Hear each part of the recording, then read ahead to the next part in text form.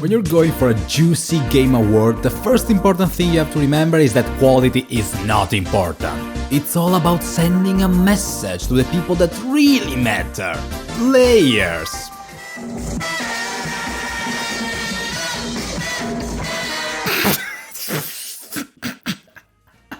No, silly, it's shareholders. They're the ones who care about this shit, and they're the ones they have to appease.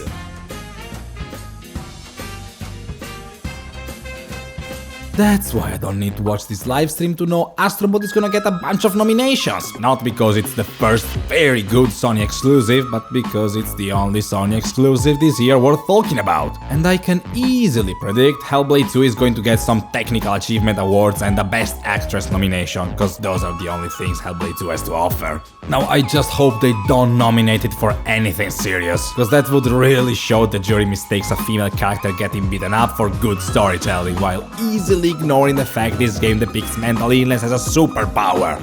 Senua's Saga Hellblade 2. You goddamn bastards. But what people are really angry about is that remakes and DLCs can be nominated, just like they were angry when The Witcher 3 Blood and Wine won Best RPG of the Year. No, wait a right, time to check this thing out and give a very deep and well-argumented opinion. For the best mobile game, Balatro. It's Balatro. Moving on. Best ongoing game! These are my favorite games ever, and Fortnite is going to win because Fortnite makes a lot of money and investors like a lot of money. your best performance nominees are Melina Juergens, Senua's Saga, Hellblade 2. Called it. I think Hellblade is gonna get it, but I kind of hope this award goes to Silent Hill 2 Remake, and that's a sentence I never thought I would have said. And Neva. I don't know what this Neva thing is. Ah, okay, so it's Ori, but with the brightness scaled up to 100. Metaphor deserves this one because of all I said in my previous video. Wink, wink. But it's not flashy enough, so it's probably going to Elden Ring or Astro Bot. I'm kind of leaning towards the latter. Is it good art direction? Yes, but it's also an art direction full of PlayStation references, so with one award, they'll cover all the Sony bases. For best score and music, Silent Hill 2. Okay, what the fuck is Silent Hill 2 doing here? The changes Akira Yamaoka did in the remake make me think the guy is tripping balls now. That or he remixed the old tracks with an 11-year-old teenager Korean pop playlist. I think there's a good chance Metaphor is gonna win this, despite being the worst work by Shoji Meguro. It's great, mind you, just 3/4 of it sound like something out of Game of Thrones, and Game of Thrones made a lot of money. Black Ops, man, I love the audio in this game, because it's 65 gigabytes worth of data! But really, this should go to either Astro Bot or Hellblade 2. Only Astro Bot deserves it, but if Hellblade 2 doesn't get that Best Actress, they gotta do something to make Microsoft happy, and they'll justify it saying it's so groundbreaking that you can hear voices coming from left and right. Oh, Best Narrative, but Silent Hill 2 Remake is here? This is a 20 years old story, what is it doing here, Geoff? Metaphor was supposed to win this one, you filthy lizard person. Games for Impact celebrates thought-provoking games with a profound pro-social meaning or message. I don't know what this means, but Indica is nominated, so it should win by default. However, Zao will probably get it to make up for all the harassment that team got on Twitter. Senua's Saga Hellblade 2. This game depicts mental illness as a superpower. This game depicts mental illness as a superpower. Senua's Saga Hellblade 2. And nominees for Best Community Support, Helldivers 2. I didn't know that TGA was a comedy show. Finally, we get to the important awards, and it's basically a competition between Animal Well and Balatro. But then again, if Animal Well wins, that would mean giving an award to a game published by Video Game Donkey, a man who's never refrained from making fun of this show.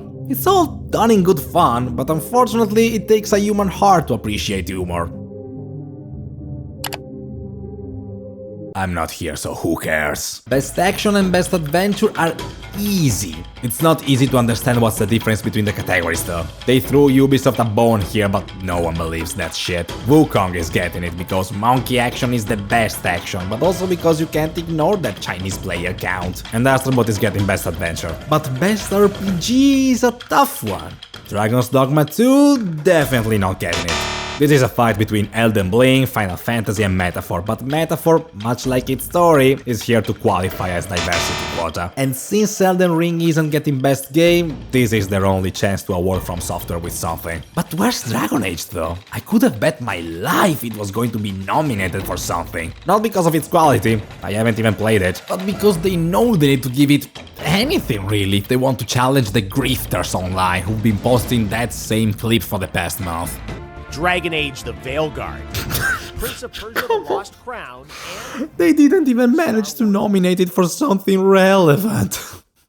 Okay, I never understood what the heck the TGA mean by direction. For Best Game Direction, which recognizes outstanding creative vision and innovation in game direction and design. And now I still don't know.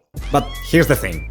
The runner-up for Best Game of the Year is gonna get this thing, and since they had the decency of not putting Silent Hill 2 here, I'm betting it all on Metaphor, because the Game of the Year is going to be Final Fantasy VII, man, come on! It's the bestest game ever, and I can't wait to actually play it. They kinda have to pick it, because it indicates that the series is back on track, after the absolute misery Final Fantasy XVI brought upon us, and they need to somehow make up for the fact Rebirth didn't make enough money, and investors don't like that you don't make enough money. But Jeff doesn't care about any of this. All he's waiting for is the most anticipated game, cause that's when he can turn into a kawaii high schooler phoning over Koji Broski. But this time, Death Stranding 2 is facing the hype machine that is GTA 6. So to make up for that slander, be ready for a 55 minutes uninterrupted monologue by Kojima while Jeff performs a deep prostate massage.